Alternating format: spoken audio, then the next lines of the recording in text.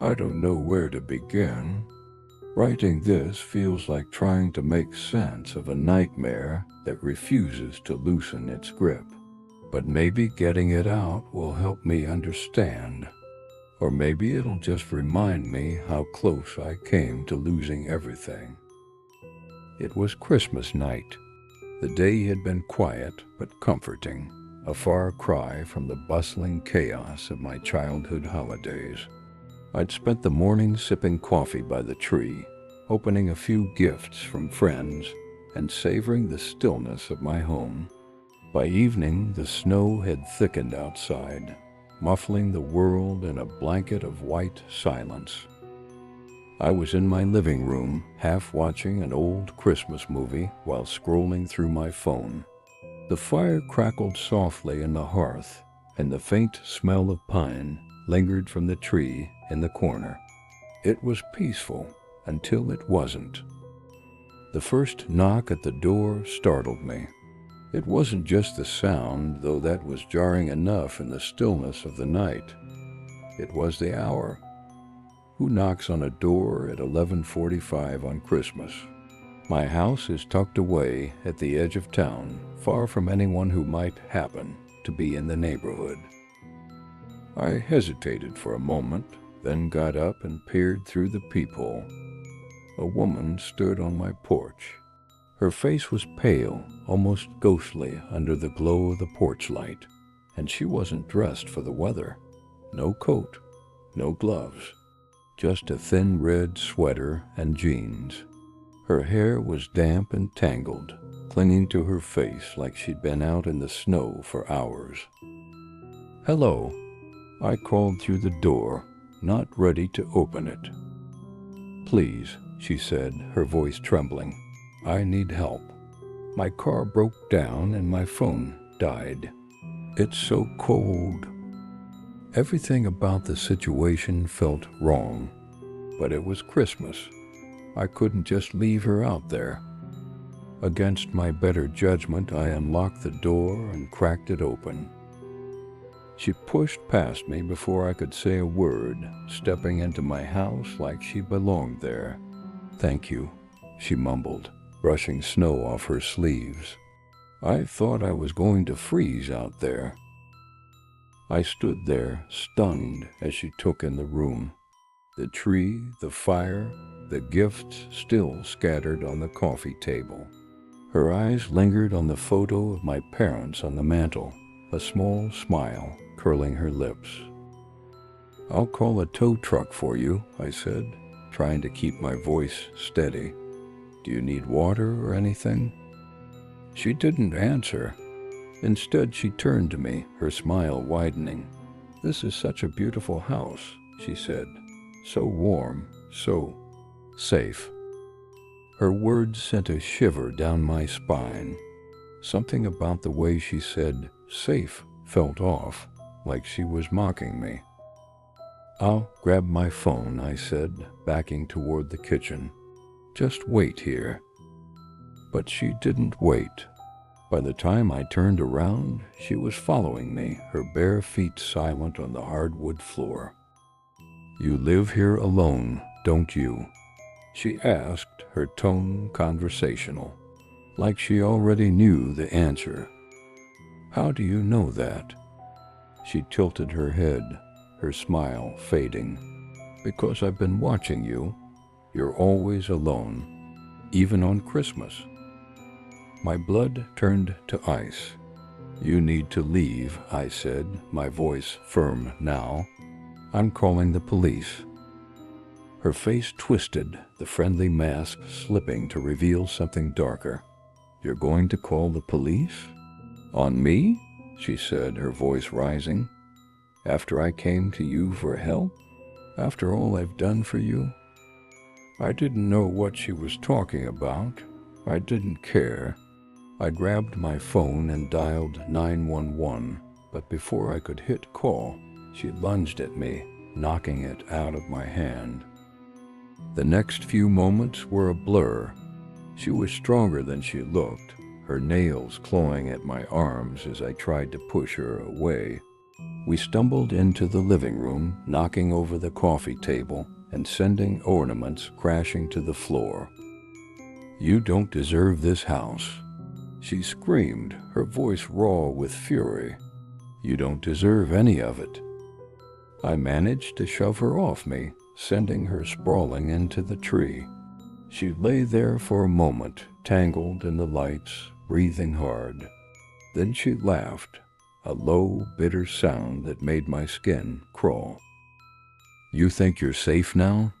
she said, her eyes gleaming in the firelight. "You'll never be safe." The sound of sirens in the distance was the only thing that saved me. She scrambled to her feet and bolted out the door, disappearing into the snow before the police arrived. They searched the area but found no trace of her. No broken down car, no footprints leading away from my house. Nothing. It's been 3 days. I haven't slept since. Every time I close my eyes, I see her face, hear her laughter echoing in my head. The locks on my doors feel like a flimsy barrier against whatever darkness she brought with her.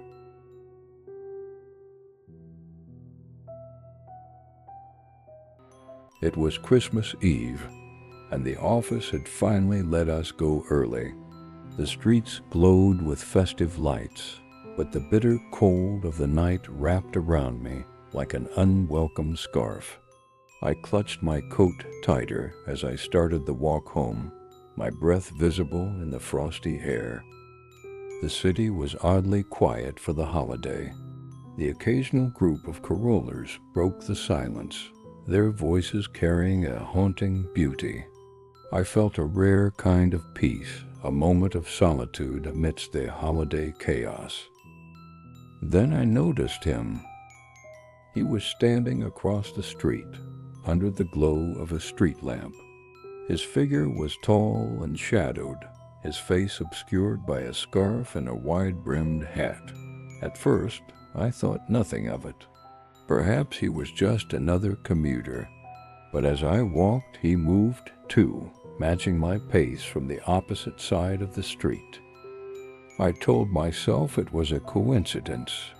"Stop being paranoid," I muttered under my breath. But the knot in my stomach tightened when I turned onto a quieter side street, and he followed. The festive cheer seemed to dim, the holiday lights now casting eerie shadows. I glanced over my shoulder. He was still there, closer now, his movements deliberate. My heart thudded in my chest as I quickened my pace. The snow crunched beneath my boots, the sound unnervingly loud in the stillness. My apartment was only a few blocks away. If I could just make it there, I'd be safe. I crossed another street, pretending to check my phone. Out of the corner of my eye, I saw him cross too. Panic clawed at my throat. I debated calling someone, but who would answer on Christmas Eve? And what would I even say? "Hi, I think I'm being followed, but I'm not sure." I decided to test him. At the next intersection, I abruptly turned left, heading toward the park instead of home. The park was deserted, the snow blanketing the benches and trees in an eerie silence. I hoped he wouldn't follow, but he did. Now there was no mistaking it. He wasn't just walking. He was following me. My pulse pounded in my ears as I broke into a light jog, the icy air stinging my lungs. I could hear his footsteps behind me, faster now, closing the gap. I darted through the park, my boots slipping on the icy path. The fairy lights strung along the trees seemed mocking now, their cheerfulness at odds with the terror gripping me. I reached a clearing and spun around, my breath coming in ragged gasps. He was there, just a few feet away, his face still obscured. He didn't speak, didn't move, just stood there, his presence oppressive and terrifying. "What do you want?" I demanded, my voice trembling. My words hung in the air, unanswered. Then he took a step forward, and I stumbled back, slipping on the ice and landing hard on the ground. The world spun for a moment, and when I looked up, he was gone. I scrambled to my feet, spinning in circles, searching for him. The park was empty, the only sound my own panicked breathing. Had he been real, or was my mind playing tricks on me? I didn't wait to find out. I ran the rest of the way home, not daring to look back. When I finally slammed my apartment door shut and locked it, I collapsed on the floor, shaking. The warm glow of my Christmas tree did nothing to calm my nerves. I stayed there for hours, staring at the door, half expecting him to knock. But he never did. To this day, I don't know who he was or what he wanted. All I know is that Christmas Eve will never feel the same again.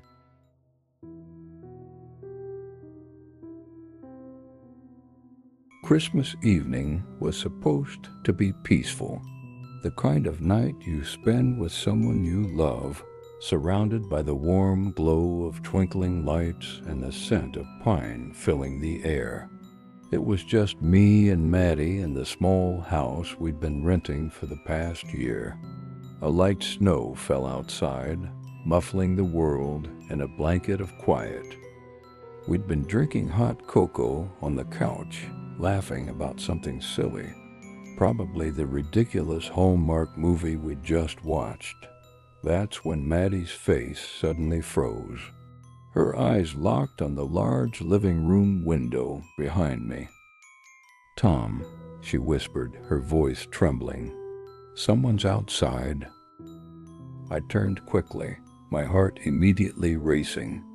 At first, I didn't see anything, just the dark outline of our backyard and the shadowy shapes of the trees.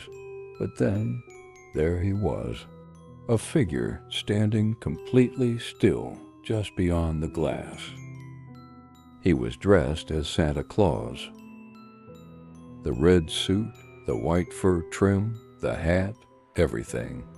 But something was off. His beard hung crookedly, like it wasn't properly attached, and his eyes were visible through the gaps. They weren't cheerful or twinkling. They were hollow, lifeless. "What the hell?" I muttered, standing and pulling Maddie up with me. I turned off the Christmas tree lights, plunging the room into darkness. "Maybe it's a prank," Maddie said, though her voice quivered with doubt. The Santa figure didn't move. He just stood there, staring through the glass. The longer he stood, the more wrong he looked. His red suit was dirty, the fabric stained with what looked like mud or something darker. "Stay here," I told Maddie, my voice firmer than I felt. I grabbed the fire poker from the hearth, my pulse pounding in my ears. I crept toward the window, every step a battle between fear and curiosity. The closer I got, the more I could see. His hands were pressed against the glass, and they weren't gloved. His fingernails were filthy, cracked, and streaked with black. I tried to speak, to shout something intimidating, but my throat felt dry. Before I could muster the courage, he moved. His head tilted to one side in an unnatural, jerky motion, like a puppet being controlled by invisible strings. And then he smiled. The smile wasn't joyful. It was wide, too wide, like his jaw was unhinged. His teeth, at least what was left of them, were yellow and jagged. "Ho, ho, ho," he rasped, his voice muffled by the glass but clear enough to send a shiver down my spine. "Leave," I finally managed to shout, gripping the fire poker so hard my knuckles turned white. The Santa didn't leave. He tapped on the glass slowly, rhythmically. Tap, tap, tap. Maddie let out a small scream from behind me. Then he started moving, not away from the house, but around it. I could hear his heavy boots crunching in the snow as he made his way to the side door. "Call the police," I barked at Maddie. She grabbed her phone, hands trembling so much she almost dropped it. I moved to the kitchen, where the side door led to the driveway. It was locked. I double-checked it, my eyes darting to the window and the door. He was there, his face pressed against the glass, smearing it with condensation. His breath came in ragged bursts, fogging up the pane. The doorknob rattled. He was trying to get in. Maddie was on the phone, pleading with a 911 operator. "Someone's trying to break in. He's dressed as Santa. Please hurry." I banged the fire poker against the door, trying to scare him off. "Get out of here. The police are coming." He paused, his head tilting again, as if considering my words. Then, with a sudden burst of strength, he slammed his fist into the glass. A spider web of cracks spread across the window. Maddie screamed, and I felt my stomach drop. I don't know what came over me, but I swung the fire poker at the window with all my strength. It shattered outward, catching him off guard. He stumbled back, a guttural snarl escaping his lips. In that moment, the sound of sirens cut through the night. Red and blue lights reflected off the snow, growing brighter as the police arrived. The Santa figure turned, sprinting into the woods behind our house. The officers searched the area but didn't find him.